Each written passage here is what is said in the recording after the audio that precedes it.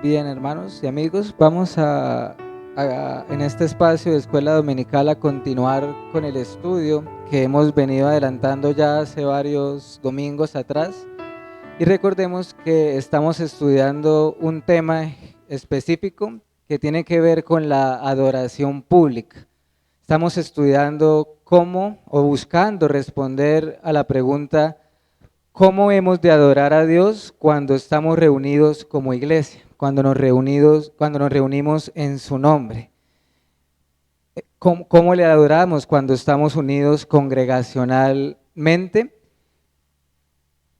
Y de manera específica en este momento estamos viendo cada una de las partes que componen un culto de adoración en una iglesia cristiana.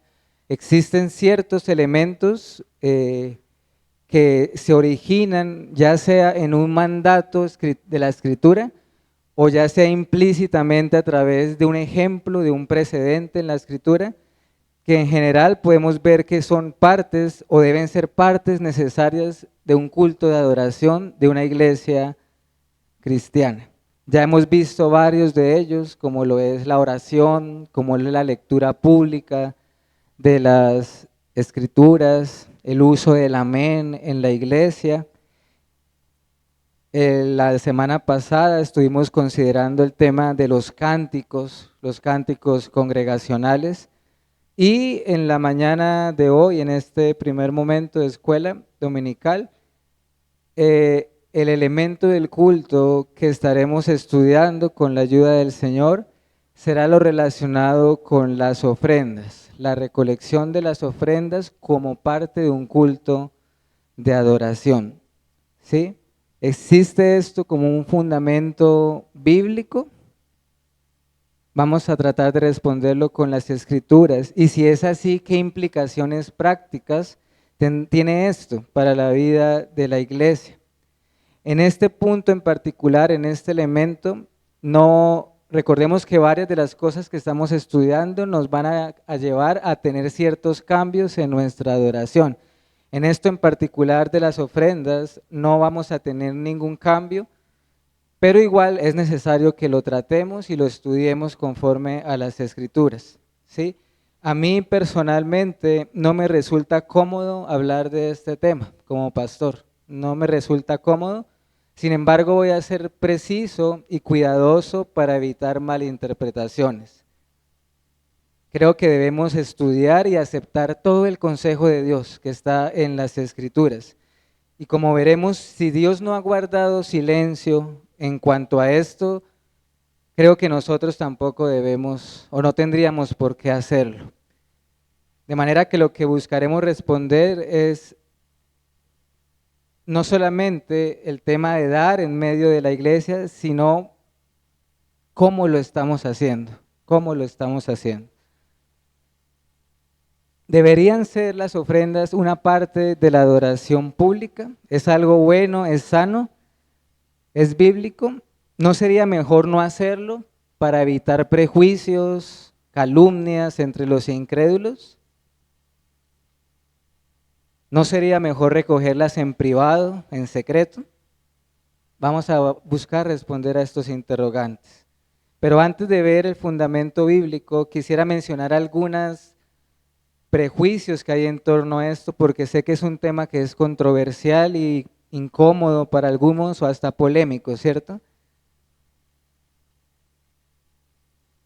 Por una parte, ¿qué objeciones hay? Bueno, por un lado, sin duda alguna, se debe a la maldad y al pecado del ser humano, que por naturaleza tendemos a ser egoístas, ávaros, codiciosos. Pero por otro lado, sin duda alguna, que hay un mal testimonio de muchas iglesias que se hacen llamar a sí mismas cristianas en torno a este tema. Y entonces, a causa de este mal testimonio, los no creyentes, los incrédulos, tienden a generalizar y a pensar que todas las iglesias son así o hacen estas prácticas. En muchos lugares o congregaciones no se ve las ofrendas desde las escrituras, sino que ciertamente el uso de las ofrendas en muchas iglesias que realmente no son iglesias bíblicas o verdaderas, lo usan para enriquecer a sus líderes, a sus familias y cualquier cantidad de otros motivos pecaminosos. En muchos lugares que no deberían ser llamados iglesias, son más bien empresas que pasa lo que dice la Escritura, ven la religión como una fuente de ganancia. Me refiero al pasaje de 1 de Timoteo 6:5. Disputas necias de hombres corruptos de entendimiento, privados de la verdad, que toman la piedad como una fuente de ganancia. Apártate de los tales. Todo esto es lo que llamamos hoy en día el evangelio de la prosperidad, ¿cierto? Que impera en nuestros días y a nuestro alrededor, donde todo se centra en lo material, donde todo se centra en lo terrenal, en el amor al dinero, donde el mensaje es da o ofrenda para que tú te enriquezcas, ¿cierto? Sin embargo, iglesia, a pesar de todo este daño que ha hecho este falso evangelio, no obstante esto, mis hermanos y amigos, no quiere decir que las ofrendas no sea bíblico, no sea bíblico. De modo que vamos a ver cuál es el testimonio del Antiguo Testamento y cuál es el testimonio del Nuevo Testamento con respecto a eso.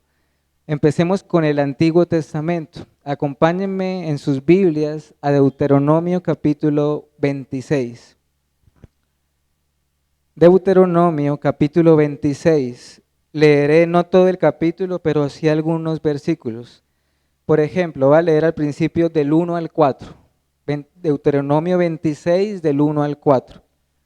Dice la palabra de Dios: cuando hayas entrado en la tierra que Jehová tu Dios te da por herencia, y tomes posesión de ella y la habites, entonces tomarás de las primicias de todos los frutos que sacares de la tierra que Jehová tu Dios te da, y las pondrás en una canasta, e irás al lugar que Jehová tu Dios escogiere, para hacer habitar allí su nombre. Y te presentarás al sacerdote que hubiere en aquellos días, y le dirás: declaro hoy a Jehová tu Dios que he entrado en la tierra que juró Jehová a nuestros padres que nos daría. Verso 4. Y el sacerdote tomará la canasta de tu mano y la pondrá delante del altar de Jehová tu Dios. Versículo 10 al 12 del mismo capítulo. Y ahora, he aquí he traído las primicias del fruto de la tierra que me diste, oh Jehová, y lo dejarás delante de Jehová tu Dios y adorarás delante de Jehová tu Dios. Y te alegrarás en todo el bien que Jehová tu Dios te haya dado a ti y a tu casa, así tú como el levita y el extranjero que está en medio de ti. 12. Cuando acabes de diezmar todo el diezmo de tus frutos en el año tercero, el año del diezmo, darás también al levita, al extranjero, al huérfano y a la viuda, y comerán en tus aldeas y se saciarán. Y le damos el versículo 16 de ahí mismo. Jehová tu Dios te manda hoy que cumplas estos estatutos y decretos. Cuida pues de ponerlos por obra con todo tu corazón y con toda tu alma.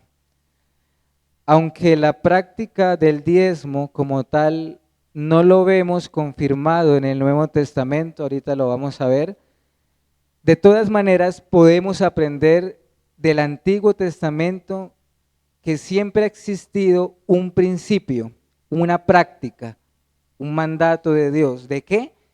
De dar, de dar. Y acá, especialmente en el contexto de la adoración. Notemos aquí, por ejemplo, cómo Dios le ordenó a Israel que cuando ellos tomaran posesión de la tierra prometida, ellos ¿qué debían hacer? ¿Cuál era el mandato a Israel? Ellos debían dar las primicias de todos sus frutos, de la tierra que Dios les estaba dando, una décima parte, y traerlas a qué lugar? Al templo, al lugar donde estaba la presencia del Señor, donde dice, donde Él hace habitar su nombre. Eso ya nos va diciendo que está en un contexto de ¿qué? De adoración pública, ¿cierto? También el texto que acabamos de leer nos dice y nos hace un énfasis que lo recalca el Nuevo Testamento, que este dar debía ser ¿con qué? Con alegría, nos dice el versículo, que este es un mandato que se debía obedecer con todo el corazón y con toda el alma, lo cual requiere, si es una adoración espiritual, requiere una preparación en nuestro corazón. Nos muestra, por ejemplo, a quienes se les apoyaba, en ese caso era a quienes, a los levitas que servían al Señor. Otro texto más que quisiera leer del Antiguo Testamento, quizás ustedes lo conocen, está en el profeta Malaquías. Vayamos allá un momento. El último libro del Antiguo Testamento, profeta Malaquías, capítulo 3, y leeré el versículo 7 al 10. Malaquías 3, versículos 7 al 10. Dice este texto de la Escritura: desde los días de vuestros padres os habéis apartado de mis leyes y no las guardasteis. Volveos a mí y yo me volveré a vosotros, ha dicho Jehová de los ejércitos. Mas dijisteis, ¿en qué hemos de volvernos? Verso 8. ¿Robará el hombre a Dios? Pues vosotros me habéis robado. Y dijisteis, ¿en qué te hemos robado? En vuestros diezmos y ofrendas. Verso 9. Malditos sois con maldición, porque vosotros la nación toda me habéis robado. 10. Traed todos los diezmos al alfolí y haya alimento en mi casa. Y probadme ahora en esto, dice Jehová de los ejércitos, si no os abriré las ventanas de los cielos y derramaré sobre vosotros bendición hasta que sobreabunde. Hasta allí podemos leer. Este pasaje, iglesia, nos enseña en realidad lo mismo. Nos da una advertencia y nos da una promesa también que no debemos ignorar. Noten que estas no son palabras de un hombre, ni del mismo Malaquías, ni de un pastor, ni de un predicador. Fue Dios quien vio el no ofrendar como un pecado serio, ¿cierto? Eso es lo que vemos acá en Malaquías. ¿Cuál era el pecado? Israel retenía para sí mismo todo lo que recibía de su tierra. Retenía. Es decir, abiertamente era un desacato al mandato que acabamos de leer de Deuteronomio capítulo 26, ¿cierto? Y Dios mismo es el que hace esta interrogante. ¿Podrá robar el hombre a Dios? ¿Robará el hombre a Dios? Desde luego, iglesia, que Dios no necesita tu dinero ni nuestro dinero. De hecho, Él es quien nos da todas las cosas. De hecho, de Él es el oro y la plata. Dios no da este mandato como si estuviese en necesidad. El punto es que es un asunto del corazón, de obediencia. Y aquí en este pasaje de Malaquías, también vemos que era parte de la adoración pública. ¿Sí lo notan también? Por ejemplo, dice, traed los diezmos al alfolí o a su casa. E incluso, hermanos, y acá esto no es evangelio de la prosperidad ni mucho menos, pero acá hay una promesa que nosotros no podríamos recortar de nuestras Biblias. Es evidente que el Señor va a bendecir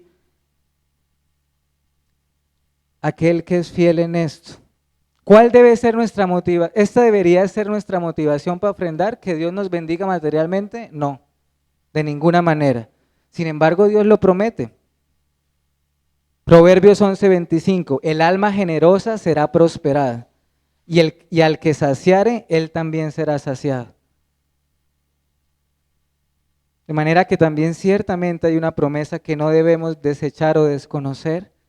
De manera que el Antiguo Testamento habla mucho con respecto a esto. Esos solo son 2 pasajes, pero desde Génesis recordemos, por ejemplo, al patriarca Abraham ofrendando la 10ª parte de todo. ¿A quién recuerdan?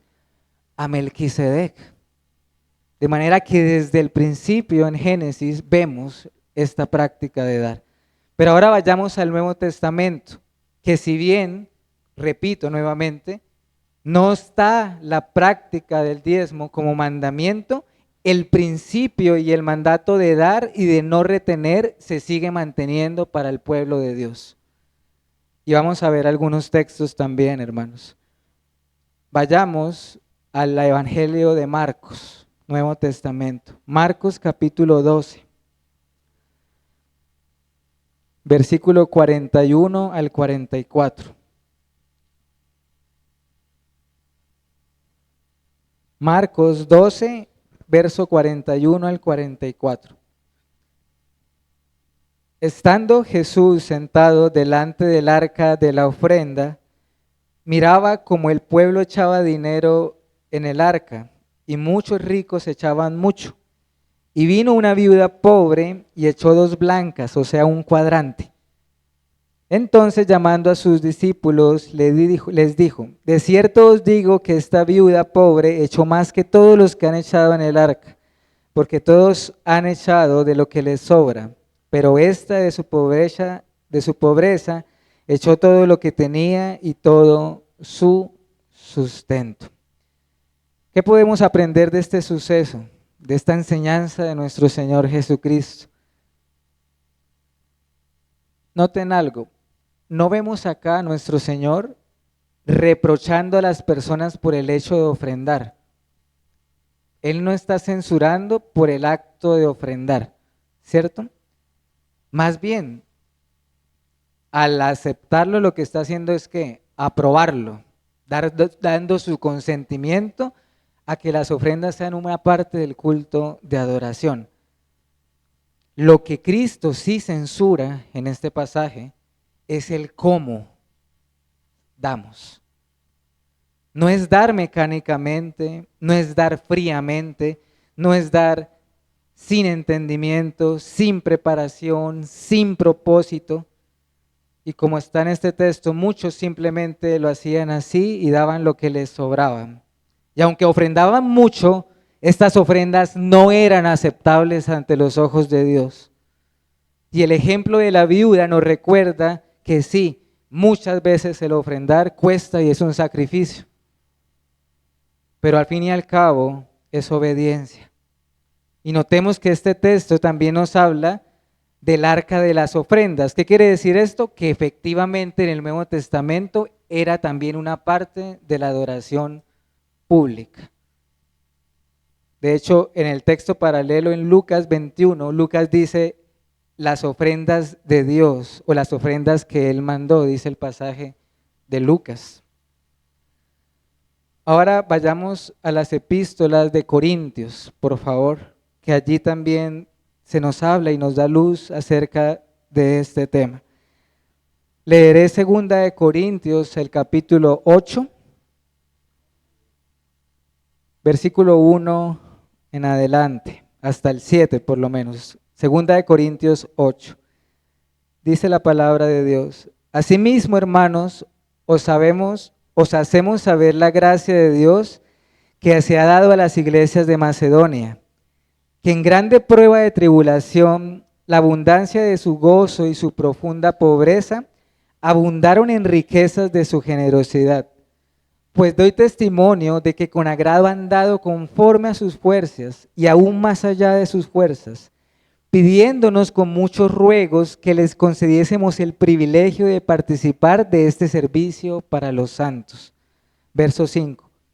Y no como lo esperábamos, sino que asimismo se dieron primeramente al Señor y luego a nosotros por la voluntad de Dios. De manera que exhortamos a Tito para que tal como comenzó antes, asimismo acabe también entre vosotros esta obra de gracia. Por tanto, como en todo abundáis, en fe, en palabra, en ciencia, en toda solicitud y en vuestro amor para con nosotros, abundad también en esta gracia. Todo este capítulo 8 de Corintios y el 9 que sigue, todo, si ustedes lo notan, el contexto es la ofrenda para los creyentes que están en necesidad. Era un servicio para los santos. Las ofrendas en parte estaban destinadas ¿para qué? Para suplir las necesidades de los creyentes, ¿cierto? Pero fíjense que ahí vimos varias cosas importantes. La iglesia de Corinto Nos dice Pablo, según el testimonio de Pablo, que participaron aún más allá de sus ¿qué? Más allá de sus fuerzas, en tribulación, en pobreza, como la viuda que acabamos de leer. Las ofrendas nunca serán aceptables delante de Dios si no nos entregamos primeramente al Señor, si no nos entregamos a Él y a su voluntad. La iglesia en Corinto le rogó a Pablo, le rogó que les concediese el privilegio. ¿Notan esa palabra? El privilegio de participar en esta gracia. ¿Cuál gracia? La gracia de dar. De manera que el dar en la iglesia no solamente es un mandato, como estamos viendo, sino también un ¿qué? Un privilegio. Según este texto, es un privilegio también, iglesia. Como todos los demás mandamientos de Dios, todos los mandatos del Señor también son privilegios. Así como es un deber el congregarnos, ¿acaso no es un privilegio también? Por supuesto. Es un honor participar de los propósitos de Dios y del avance del reino en este mundo.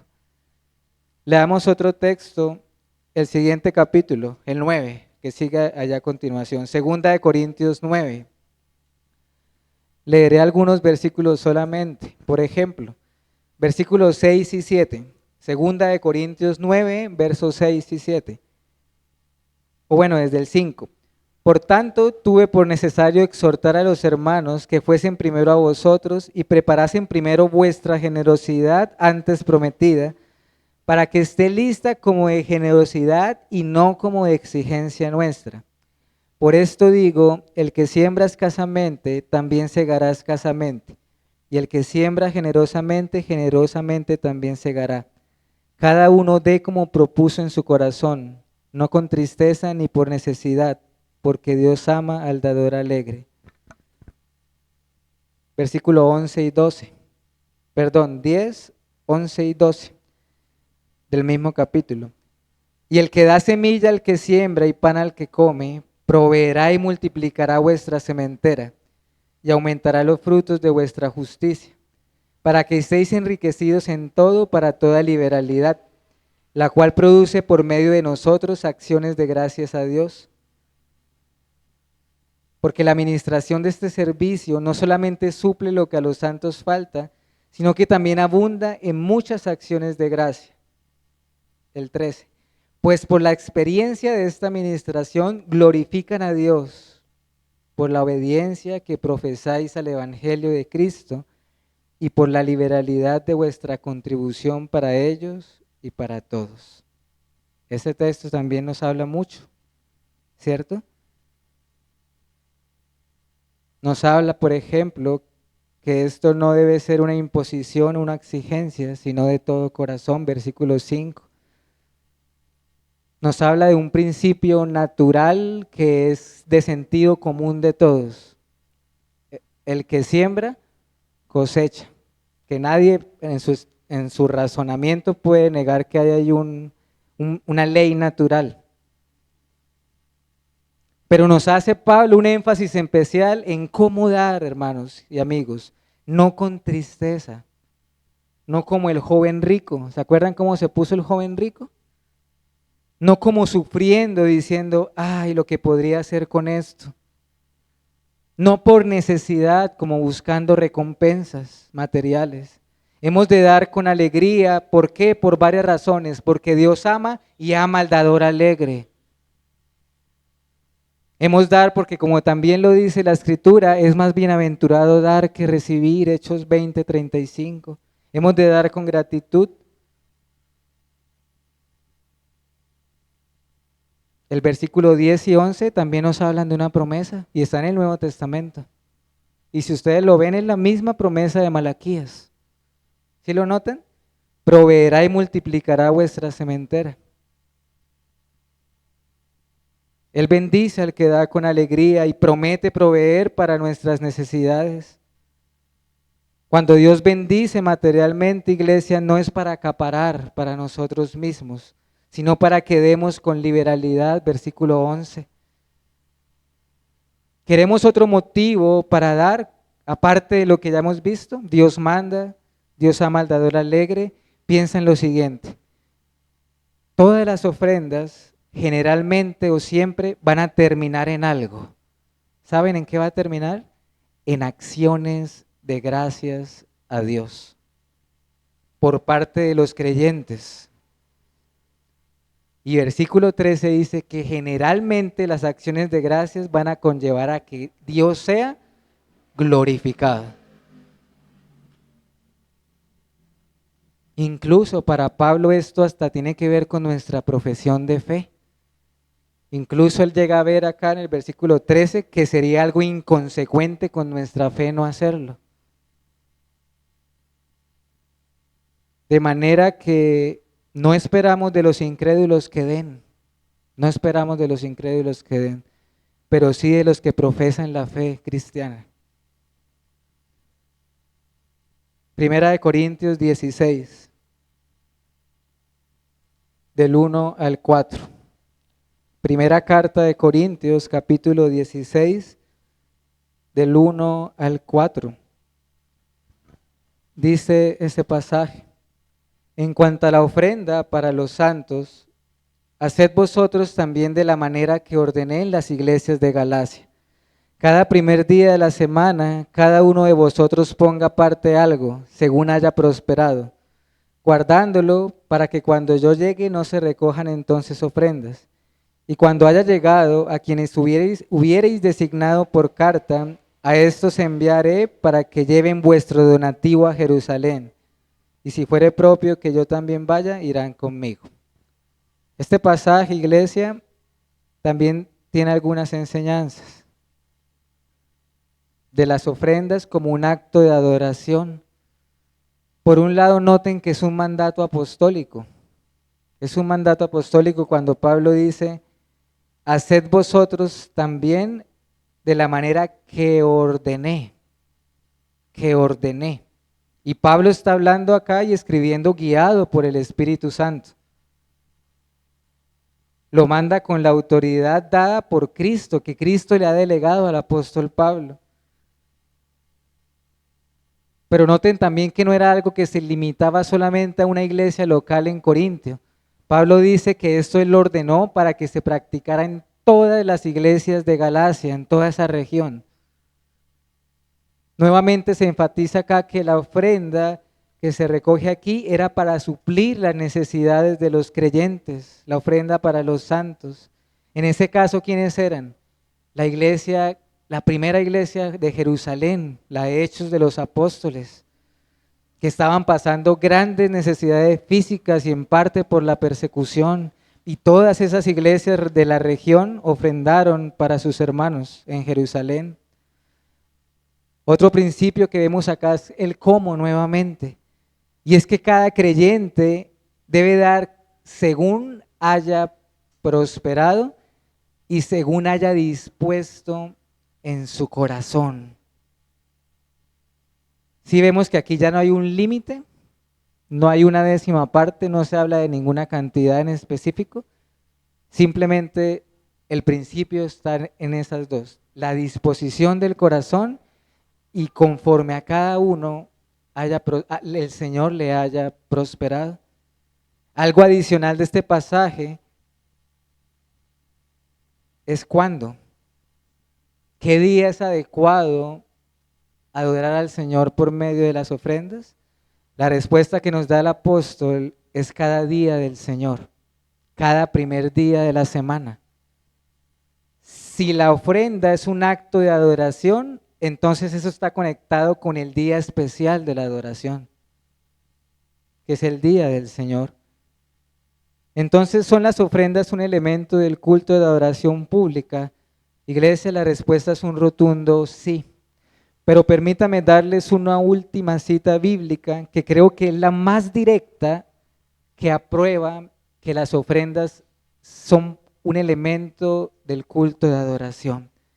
Eso está en Hechos capítulo 2, versículo 41 y 42. Hechos 2, versículo 41 al 42.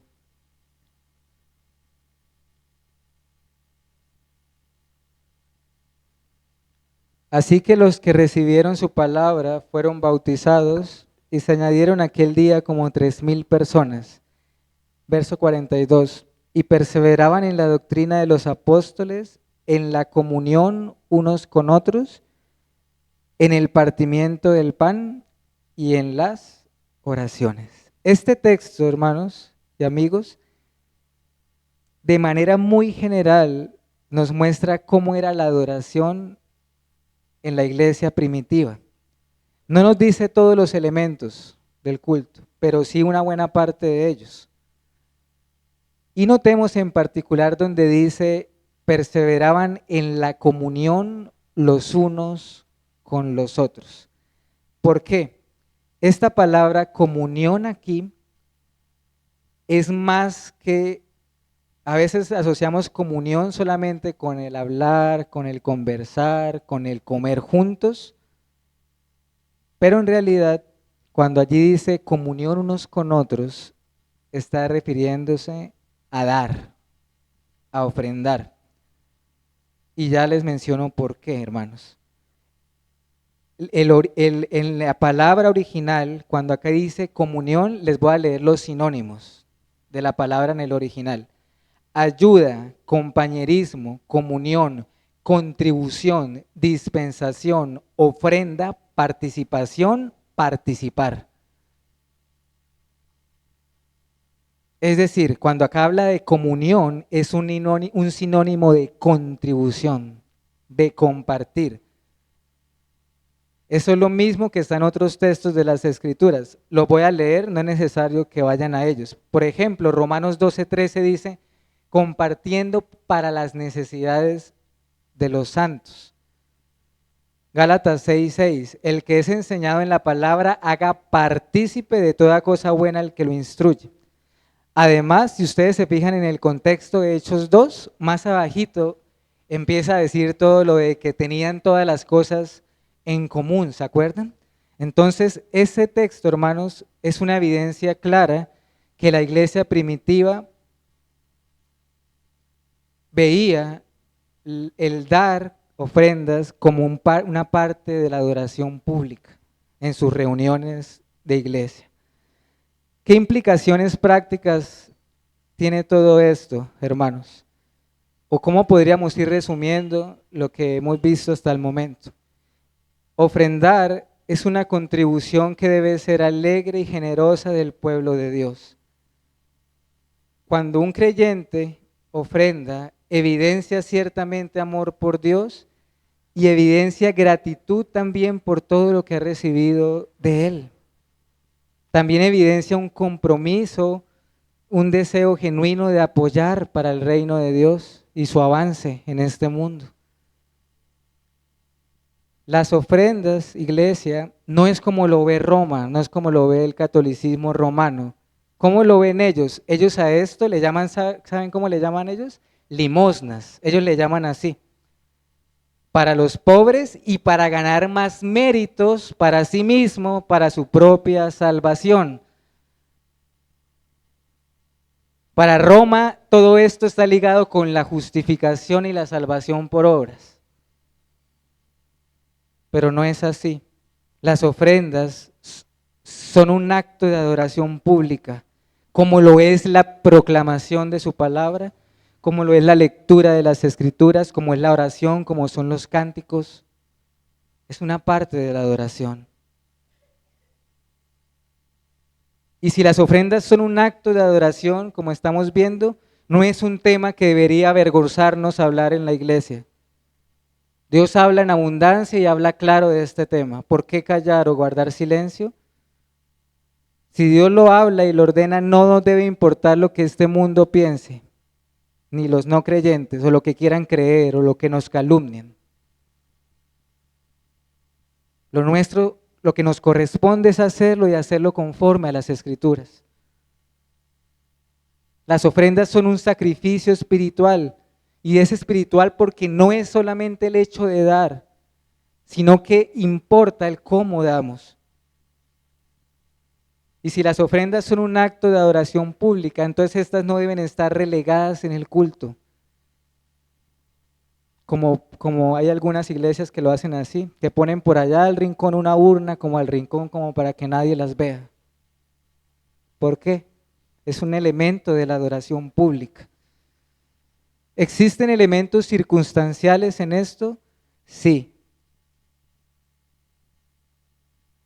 Hay elementos circunstanciales que depende y está bajo la autonomía de cada iglesia local como considere hacerlo.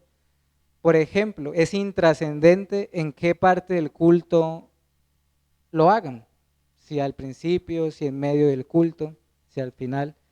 No importa el instrumento que se utilice, si es un plato, si es un ofrendero, si es una caja, si es un alfolí, esas son cosas que son intrascendentes porque las escrituras no dan ningún tipo de instrucción en cuanto a eso. Nos llevas a la esencia de las cosas. Ahora, hermanos, antes de entrar ya a la última parte de nuestra escuela dominical, sí quisiera mencionar algo.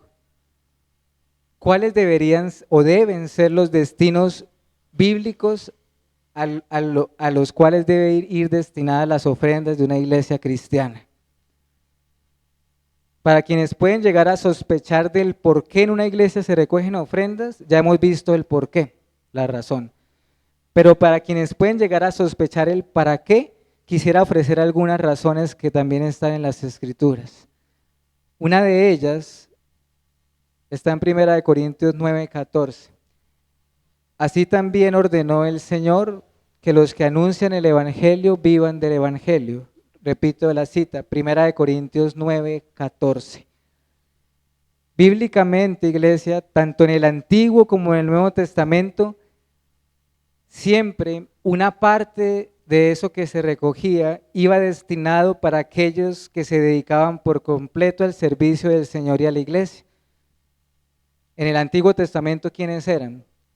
Eran los levitas, ¿cierto? Por eso Pablo en ese contexto, él dice, por ejemplo, ¿no saben que los que trabajan en las cosas sagradas comen del templo? ¿O que los que sirven del altar participan? Por eso él dice, ¿no tienen, por ejemplo, derecho los ministros del Evangelio a comer y a beber? ¿Y en qué está basado todo esto? En la ley de la naturaleza. El obrero es digno de su salario. ¿En qué está basado todo eso? En la ley moral de Dios. No pondrás bozal al buey que trilla. Y por una orden explícita del Señor. Por eso él dice, así también ordenó el Señor. Segundo, ya lo vimos, para las necesidades de los creyentes. Gálatas 6:10, según tengamos oportunidad, hagamos bien a todos, especialmente a los de la familia de la fe. Vimos en Hechos y en Corintios, parte de las ofrendas deben ser destinadas para casos de necesidad, en general o especialmente en medio de la familia de la fe, de la iglesia local o de otras iglesias con las cuales podamos tener comunión y que ellas estén en adversidad.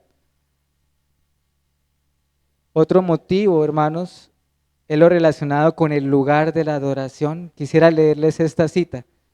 Eso está en un profeta del Antiguo Testamento. Es Ageo, capítulo 1, versículo 4 y 9. Miren lo que dice este texto. Es para vos, ahí está hablando Dios a Israel. Es para vosotros tiempo de habitar vuestras casas artesonadas y esta casa está desierta. ¿Por qué? Dice Jehová de los ejércitos. Por cuanto mi casa está desierta y cada uno de vosotros corre a sus propias casas. Por eso se detuvo de los cielos sobre vosotros la lluvia y la tierra detuvo sus frutos. Las ofrendas también están destinadas para suplir las necesidades que requieren el lugar de la adoración pública. ¿Cuál era la reprensión acá? Que mientras Israel estaba llena sus casas de lujos, su casa de adoración estaba como desierta. De manera que un creyente debe ser consciente que en su iglesia local requiere cierto cuidado. Cosas ya prácticas para nosotros serían, por ejemplo, ¿qué cosas? Un alquiler de un lugar donde la iglesia se reúne, o servicios o cosas así similares. ¿Qué otros destinos hay, hermanos? Por supuesto, todo lo que tiene que ver con el evangelio y el avance del reino en este mundo. Todo lo que tenga que ver con sustentar misiones, plantación de iglesias, labores evangelísticas, etcétera. Esos son los destinos bíblicos que una iglesia debe usar las ofrendas. Y hemos de orar, hermanos, en medio de todo este elemento del culto, es una oración de acción de gracias. Recordamos que Dios es quien nos sustenta. Oramos para que Él supla nuestras necesidades. ¿Qué dice la oración modelo del Padre Nuestro? El pan nuestro de cada día, dánoslo hoy. Son oraciones donde reconocemos que no somos autosuficientes, que dependemos de Dios por completo, que tenemos contentamiento en lo que Dios nos haya dado, sea mucho o sea poco. Entonces, para resumir, ¿cómo debemos ofrendar según todos estos textos? Con alegría, con gratitud, de manera consciente, según cada cual haya prosperado, según cada cual haya dispuesto en su corazón, dándonos al Señor primeramente. ¿Qué aplicaciones prácticas? Y oramos. Hemos aprendido, hermanos, que no solamente se trata de practicar este elemento del culto, sino que ciertamente Dios no está interesado por el acto externo, sino por el corazón. No solo debemos preocuparnos por dar, sino en cómo lo estamos haciendo, porque Dios se fija en nuestros corazones, así como Cristo ese día se fijó en el corazón de esos hombres y de esa viuda. Eso mismo hace con ustedes y conmigo en ese momento. Nuestra intención al dar ciertamente nunca debe ser para recibir, pero hemos visto que Dios ciertamente bendice y promete al dador alegre. De manera que Dios utiliza, hermanos, estos textos bíblicos para que pidamos perdón al Señor buscando responder a esa pregunta. ¿Cómo lo estamos haciendo?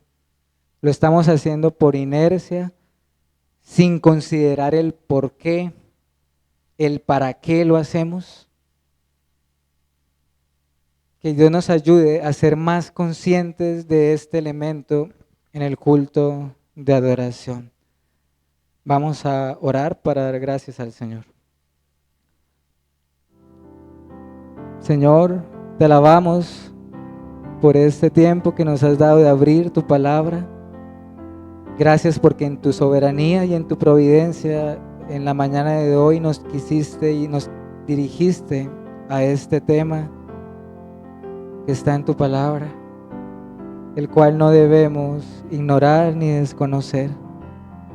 Y gracias porque hoy más que todo nos estás llevando a que cada uno nos podamos reflexionar en cómo lo estamos haciendo. Ayúdanos, Padre Celestial, a ser más conscientes de este elemento de la adoración a ti.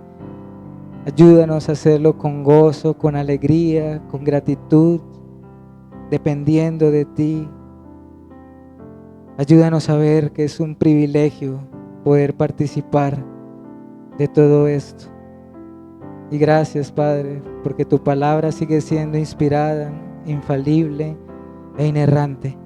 Y ni todos nuestros prejuicios ni objeciones podrán borrar lo que claramente está estipulado en su palabra.